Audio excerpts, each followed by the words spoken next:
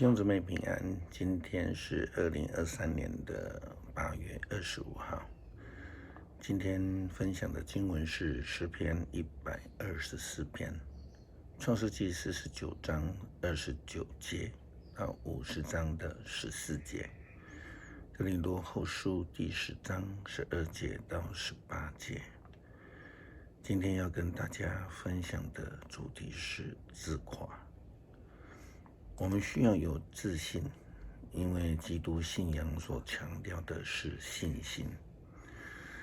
但就如同我们时常说的，凡事不可过或不及。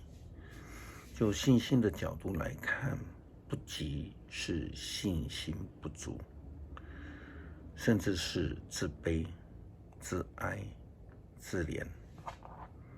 而所谓的过，就是太过于自信，甚至于骄傲。我们也说自高、自夸，甚至是我们说吹牛。有一句俗语说：“老王卖瓜，自卖自夸。”自夸的人会不知道自己有问题，并且总是认为全世界他自己最好、最棒、最有能力。最近台湾有一位政治人物，他承认民意代表，他现在是首长，然后被检察官起诉。他在记者会当中所说的话不难发现，他真的是自傲、自高、自夸。他完全没有那种自省的能力与意愿。很明显的，他是因为被骄傲给掩盖了。我们在约瑟和哥哥们的相认的这个记载过程当中，我们看到一位贵为埃及宰相的约瑟，他并没有因为逮到机会就自傲自夸，他没有在那边自吹自擂，说自己多有能力，然后才能担任到这个埃及的宰相。他对于过去的7年的丰收，加上2年的饥荒，他反而完全没有这样自夸，他反而安慰他的哥哥们，不要因为将他卖到埃及而难过，因为他知道一切的事情都是上帝所安排的。他反而归荣耀给上帝，看重上帝给他的呼召。不但如此，他对于自己的父亲呢，还是哥哥们呢，也是以相当谦卑的态度，以真诚的爱来对待。无论是从迎接他父亲以及全家移民到埃及的过程当中，表现出极大的爱。在今天的经文所记载，他在父亲雅各安息之前，交代他要回到列祖的家，与列祖同埋葬。埃及就在父亲雅各短期安息之后，吩咐皇宫的医生为雅各抹香料，预备安葬雅各。圣经记载，约瑟伏在父亲身上哀哭，亲吻他。然后约瑟吩咐医生用药物保存父亲的尸体，医生就照做了。他们按规定用40天的时间完成这防腐的工作。埃及人为他举哀70天。过了哀悼的期间，约瑟对王的臣仆说：“请你们把下面的话禀告王。我父亲临终的时候要我发誓，把他归葬迦南他为自己预备的坟墓，所以请你准我去埋葬我的父亲，丧事办完我就回来。王回答：你去吧，照你所发的誓去葬你的父亲。于是约瑟去埋葬父亲，王所有的臣仆、宫廷的长官和埃及的显要都陪约瑟去。约瑟的全家、他的兄弟们以及父亲的眷属，也都跟他一起去。只有他们的小孩子们和牛羊留在各山地区。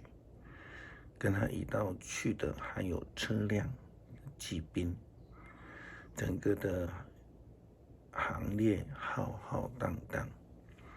他们来到约旦河的东岸亚达河场，就在那里嚎啕大哭一阵。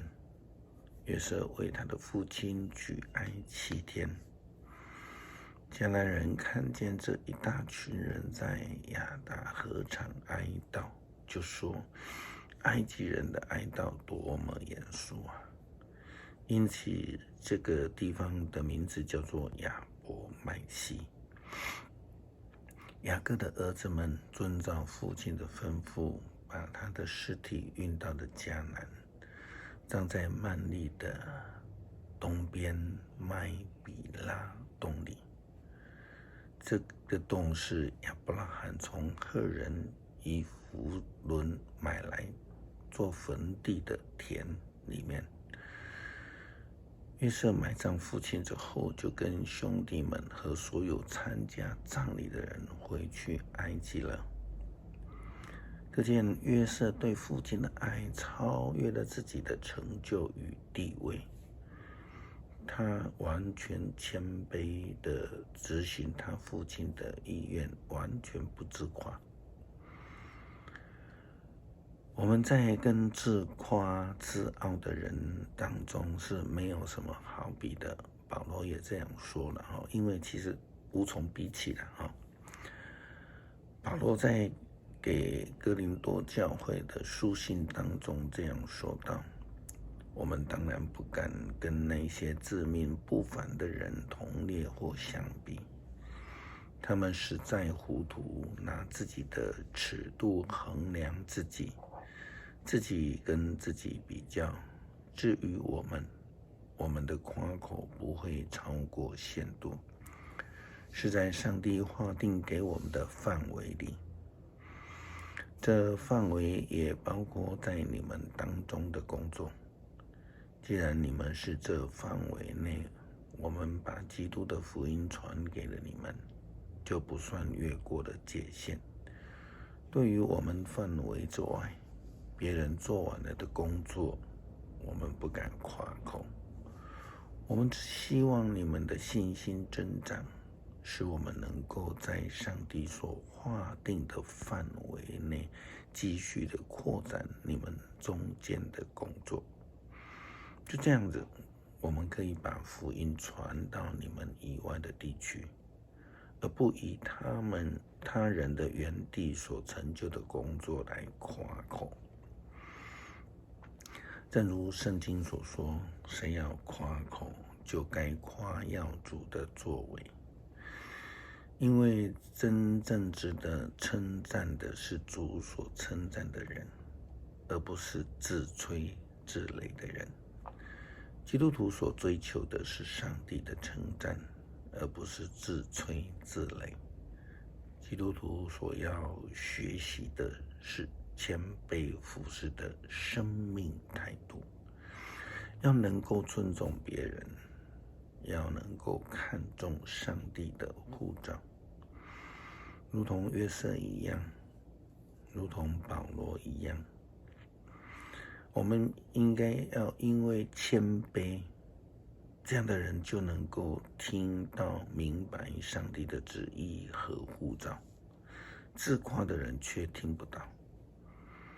即便是自己有所成就，也不需要自吹自擂，也不需要自夸，那是因为上帝的计划与安排。好吧，就反省一下。想想我们自己，你是否愿意在教会服事的事情上面听别人的意见？你是否在教会事工做决策的时候，经常力排众议，或是说以情绪来办事情，甚至用个人的喜好代替了上帝的旨意？就这样想一想，你就会知道自己是否是那种自夸、自傲的人了。求主帮助我们。诗篇124篇，以色列啊，你说吧，要不是上主帮助我们，会怎么样呢？要不是上主帮助我们，那么仇敌攻击我们，向我们发烈怒的时候，早已活生生的把我们吞下去。洪水早已卷走了我们，浪涛早已淹没了我们，急流也早已把我们冲走。我们要感谢上主，因他没有让仇敌来毁灭我们。我们像鸟儿挣脱猎人的网罗，网罗破裂，我们得到自由。我们的帮助是从上主而来，他是造天地的主。感谢上帝赐下呼召，让我们有机会来服侍你。求主帮助我们明白上帝的旨意与计划，愿意在服事上谦卑，聆听并使人得益，荣耀主名。感谢祷告奉主耶稣基督的圣名求，阿们。